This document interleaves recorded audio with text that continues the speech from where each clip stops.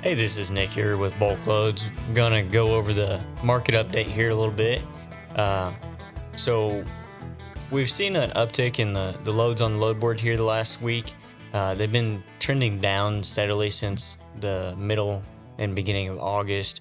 Um, a lot of the crops are getting out of the fields and starting to move between the elevators and processing facilities. So I foresee those loads going up, trending up here towards the end of the year as more of that stuff gets off the farm.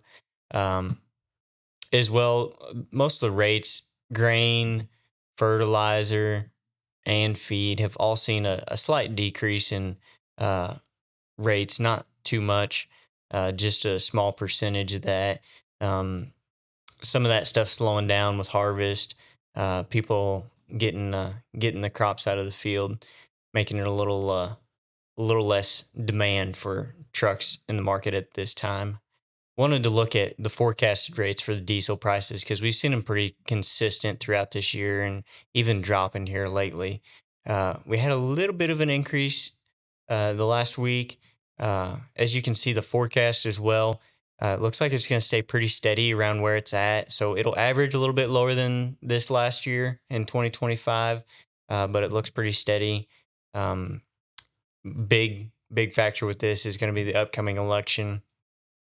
Uh, Drilling for oil um, inside the United States and domestically, as opposed to uh, depending on overseas, will bring the crude oil prices down, which the diesel prices will follow that. So it'll be interesting to see come this time next year if depending on who is elected in office, what we'll see on prices for average. But it looks like things are coming back to normal. You'll see the normal seasonal uh, declines in prices and upticks as well. So dived into a little bit more of the bulk carrier numbers for the grain, feed, and hay and uh, dry bulk commodities. As you can see, most of these are for hire. The graph to the left is distribution across the United States. So over 60% of the carriers you're going to see on there of the 26,900 authorities are going to be interstate.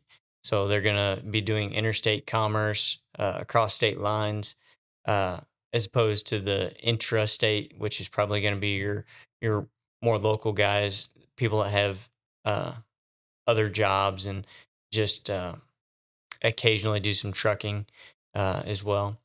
As you can see on the bottom there, the size of the bulk carriers, by far and away, most of the carriers that are grain, feed, and hay or dry bulk commodities are going to be single truck operations, uh, followed by a small number of two truck, and then it just continually and gradually goes down from there, dropping off drastically after 10 trucks.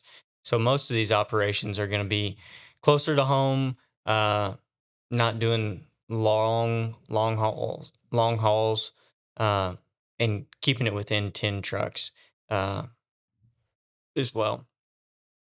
The major crop harvest here, corn and soybeans.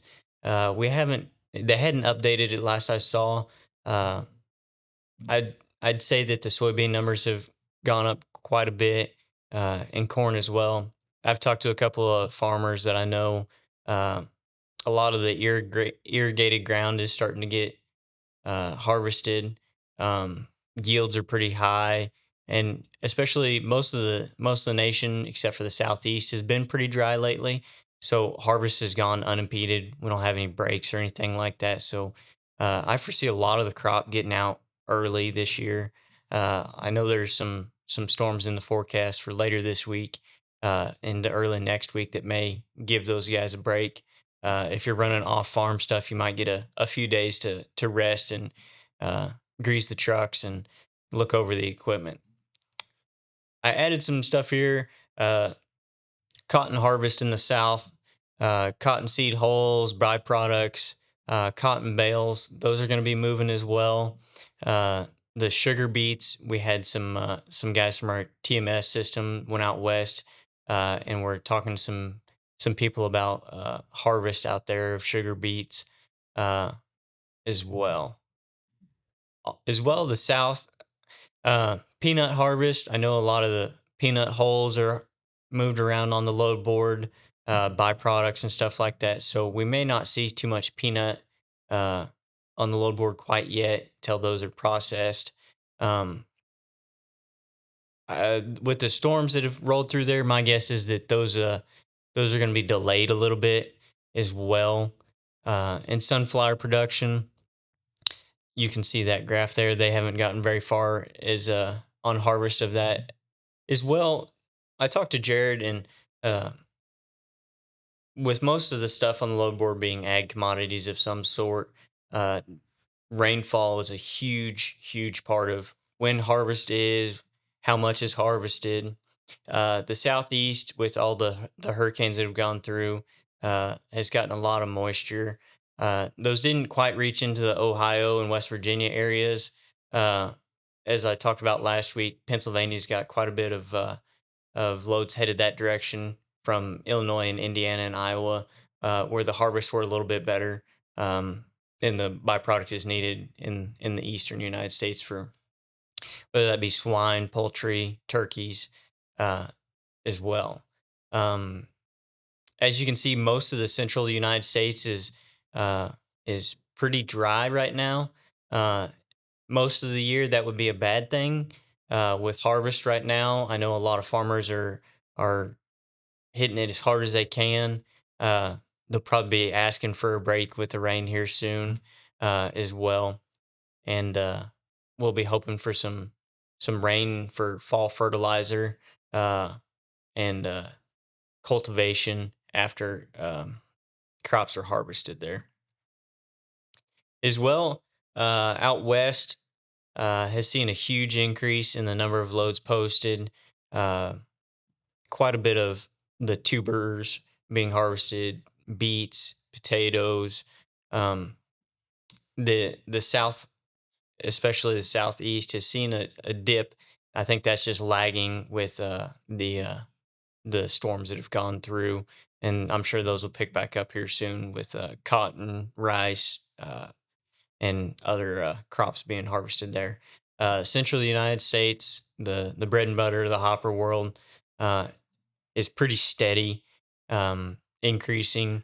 And like I said, I think we'll see an increase in those coming into the end of the year and the first of the year next year as well.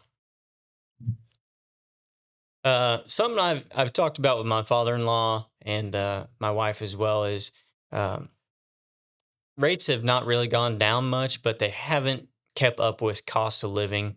Um, a lot of that is what you bring on the truck with you, or if you eat out, if you don't have it, auxiliary power for a refrigerator or something like that. So I looked up some data here. As you can see, the first part of 2022, food prices just skyrocketed, whether that be uh, from the grocery store or the restaurants. Um, which, if you're out on the road trying to make the money, trying to keep the truck moving, uh, that's really going to hit you hard on your bottom line. Um, and I know if you're looking for cheaper options, uh, you can get run down, especially if you're out on the road all week. A good meal will make all the difference uh, to how you feel and how you can keep going. Um, the IRS, I looked this up as well. You can deduct at least 50% of meals. It did have a exemption for drivers that fall under service hours of service limits, that they can claim up to 80% of those meals. Um, there is another option if you don't want to keep all your receipts for your expenditures, to do it per diem, but that is dependent on where you're at and the time of year. So if you talk to your tax guy uh, and work both out, see which one will get you the best return on it, and try to find some ways to cut some costs, but also keep your morale up with a good dinner every once in a while. To close up, if you guys have any extra inputs you'd like to see, any suggestions you'd like to see on the market update, we're more than happy to help with those. Um, if you have recipes or meal preps that you'd like to see, I know a lot of guys uh, prepare their meals for the week and take them with them. If you have suggestions with that, please send them in to us. We'd be happy to share those with everybody. Uh, Make sure this community stays together. Uh, Keep everybody full and happy, and uh, we we thank you guys for being a part of our community.